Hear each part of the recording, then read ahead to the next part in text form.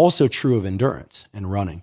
So what I figured out was that there's an optimal training schedule for me that allows me to target one specific thing each day. What are some of those specific things? Endurance, strength, hypertrophy, VO2 max, heat and cold tolerance. Mm-hmm. We'll talk about why that is. And also, I should mention each one of those days, and I can spell this out very, very simply for you. Each one of those days is also designed to indirectly support one of the other adaptations I'm trying to accomplish. So let me explain in short form, and if you want more detail, I can give you more detail. My training week starts on Sunday because Sunday sits leftmost on the calendar. Sunday, I make it a focused effort to move as much as possible, ideally outdoors. I'm thinking endurance. I essentially want to be like a mule. Mm-hmm.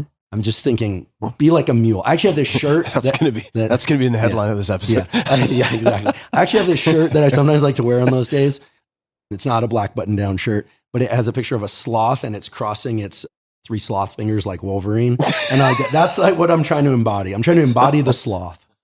So what I'll do on that day is, because sometimes it's a social day with other people in my life, if I'm on my own, I'll throw on a 8 or 10 pound weight vest. They have these thinner ones now that aren't these mirror vests, and I'll head out for probably a 75-minute to a 90-minute slow jog with some hills. And I'll try and nasal breathe the whole time. I'll often listen to a podcast or a book. Sometimes I'll just let my mind drift. That's if I'm on my own. If I'm with other people, what I will do is I'll fill up a backpack with a bunch of heavy stuff, usually some water in there too, and drink it as I go. And I'll do 3 or 4 or 5 hours of just hiking and just trying to be outside as much as possible. The specific goal of that day is endurance. Just keep going. And what I notice is, because of the other things I do in the previous days, the 10 or 20 minutes, which that come at the start, really suck. Like I either want to go faster or like these little aches and things. But what's amazing is somewhere in that 25, 30 minute period, you start to feel really good. You actually start to adapt to it right then. You kind of go, okay, this is about the heart rate I'll use. This is about the breathing rate. And we know this from data. What you're starting to do is you're starting to incorporate what are called central pattern generators. Central pattern generators are what allow you to engage in a repeated movement without voluntary attention to it. Very different than, say, squatting or front squatting or doing curls or something where you're trying to focus on each rep. Fundamentally different. So it's like the autopilot button appears on your right. steering wheel after 30 right. minutes. That's right. And Monday is, the goal for me is to train my legs. Just get a leg workout on Monday. First of all, I just like the way that sounds to myself, like leg workout on Monday, but it also sets up the work week really nicely. Here's why. I'm going to train my legs the way that's always worked best for me for training, which is a warm up and then 2 to 3, maybe 4 hard sets, kind of Mike Mentzer, Darian Yates, not with forced reps and all of that. But what we're talking about is warming up and then doing hard sets that are heavier or more repetitions than the last time. And just so I'm clear, are we talking about multiple sets of the same exercise, single sets of 4 different exercises? What are we talking about? We're talking about 2 to 4 sets, but usually 2 to 3 of 2 exercises per muscle group. And I'll explain what that is in a moment. I should mention that the reason for training legs is that everyone should train legs. So the large muscle groups, I'm trying to maintain some lower body strength or build lower body strength and explosiveness. The data that I see on longevity and just simply ability to perform different sports and to just feel strong throughout the body is strongly rooted in the legs. Yeah. So don't skip leg day. Legs and hips, guys, folks. Yeah, exactly. So Monday is really about getting that leg workout in to make my whole body strong. And what exercises do you perform? So it's walk in.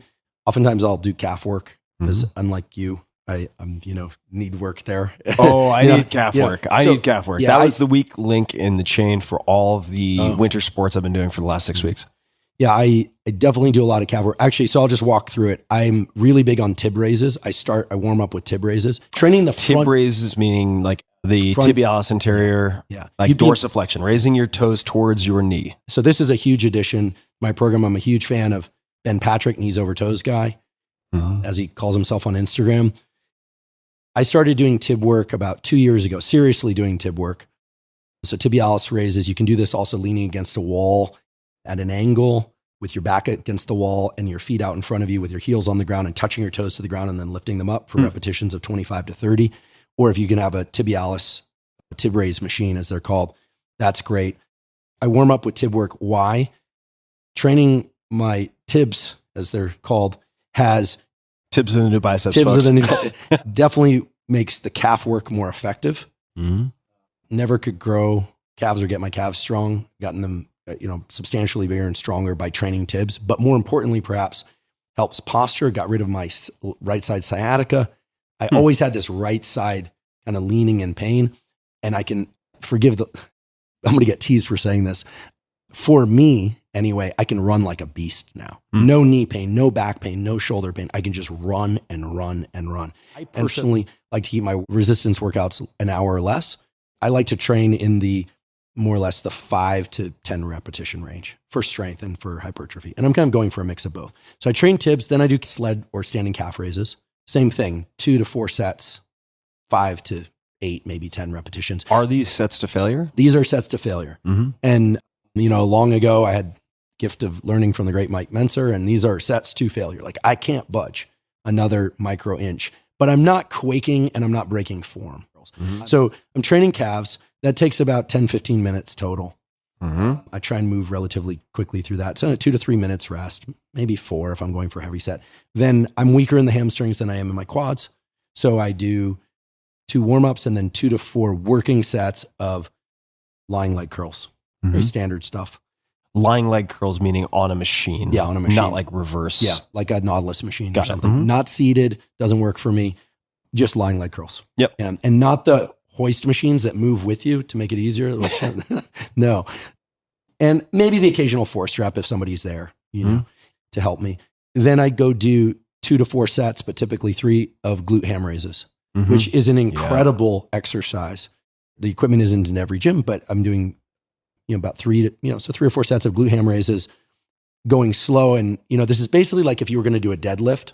Everyone knows what a deadlift is, but now take the ground and rotate it 90 degrees and make it the wall. That's what a glute ham raise really is. It allows you to do a deadlift, but then at the top, do a leg curl.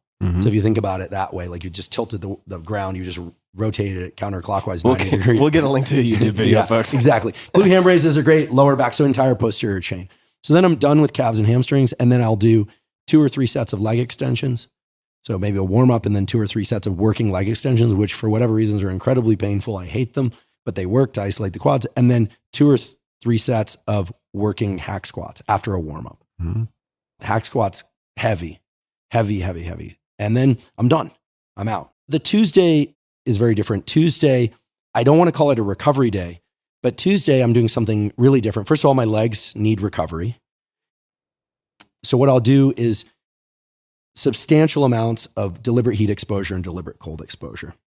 Yes, I do cold showers in the morning, first thing nowadays. Yes, it is a bad idea to do cold water immersion after hypertrophy training. So just for the record, you don't want to get into an ice bath after hypertrophy training in the 6 hours after a hypertrophy training because it can blunt the hypertrophy. It blocks the inflammation, which is exactly what you want to trigger the adaptation of hypertrophy. But Tuesday is really about getting the maximum effect of heat exposure and cold exposure. So I'll do 20 minutes of sauna, hot sauna. What does hot mean? I'm up to like 260 now. Okay. 260, but I worked up 20 minutes in the sauna, very hot, 3 to 5 minutes in the cold plunge up to the neck, back into the sauna for 20 minutes, back into the cold plunge for 3 to 5 minutes, back into the sauna for 20 minutes, back into the cold plunge for 3 to 5 minutes. It's work, but it's amazing in the sense that you recover very well from the leg day. You generate all the hormone neurotransmitter type of adaptations that one wants, and you get very, very good at tolerating heat and cold. And on Wednesday, I do one of 2 things. I'm either going to do a shorter duration than Sunday cardiovascular training workout. So I'm thinking about 5 minutes of warm up and then about 25 to 30 minutes of usually running for me, where I'm just trying to get out and cover as much distance as I can at a fast clip, but steady. So I'm not sprint, stop. That's typically what I'll do on Wednesday. Although if my legs are still a little bit sore, that's when I'll train. And here the bodybuilders are just going to go, they're going to scoff. I train what I call torso. What do? I try to get pushing through the chest and shoulders. I'm trying to pull for the back. I already got my lower back with the glute ham raises. Mm-hmm. So what I tend to do is overhead shoulder presses after a warm up, 2 to 3 sets, working sets, or maybe 4. I like ring dips and dips these days. Those are hard for me, but 2 or 3 work sets of those. So chest, shoulders, and I'm going to upset some people here, but I don't tend to train back every week. I do it every other week because I have some genetic abnormality where those grow really easily and I can throw proportions off really quickly. But I might do 3 or 4 sets of chins, sort of max rep chins, slow. For whatever reason, I do the cardio workout that I mentioned, the 25 or 30 minutes of running. That's what I do, but some people might do it on the assault bike or something like that, or cycling or rower. On the Wednesday, then I'll do that weight workout I just described, torso, on Thursday, or I'll swap them. So there's some flexibility built into the week, travel, etc. By the way, the cardiovascular workouts can be done in the morning or the evening, but I always prefer to do them in the morning and just get it done with. Then Friday is a really important day because Friday is the day that I do a short workout, usually only about 3 minutes of warm up and about 12 minutes of training. And the goal is to get my heart rate as high as I possibly can. I learned this from Andy Galpin, just increasing VO2 max, getting those really fast twitch muscle fibers. My favorite way to do this is I'll get on the assault bike, which are the ones with the handles, with the fan, which is not designed to keep you cool. It's designed to create resistance, folks. And do 20-second on sprint, 10-second rest, 20-second on, 10-second rest. Tabata type thing for 6 to 8 rounds. And then what I like to do is take a band and tie it to something like a chin-up bar or something, and I'll squat down and jump. And I'll do as high jumping as I possibly can, but I actually control the eccentric. I'm holding the band as I come down. And so I learned from Peter Attia, I've learned from Andy Galpin that our ability to jump and land is strongly correlated with physical longevity. Or you could do broad jump. So you could do a bunch of broad jumps, you could do some HIIT workout, and then I'm just showered and out the door to go do my work or to work. So it's a really short workout. And then Saturday is the fun one because I'm still enjoy this. I'll go into the gym in the morning, usually it's mid-morning, and I'll do small muscle groups, biceps, triceps, rear delts. I'll do another tib and calf workout, a little bit lighter than the one on leg day because leg day is coming in 2 days. And the next day I'm doing that long hike. So that day is really to round out the smaller muscle groups that need work. And I have short torso, long arms. And so torso muscles grow very easily for me, get stronger easily. Long arms, they require a little bit more work. So I like to do a dedicated day for that. Same way, warm up plus 2 to 4 work sets of 2 to 3 exercises. I always include dips at some point during the week. Bench dips, tricep extensions with cables, basic stuff, preacher curls, that kind of incline curls.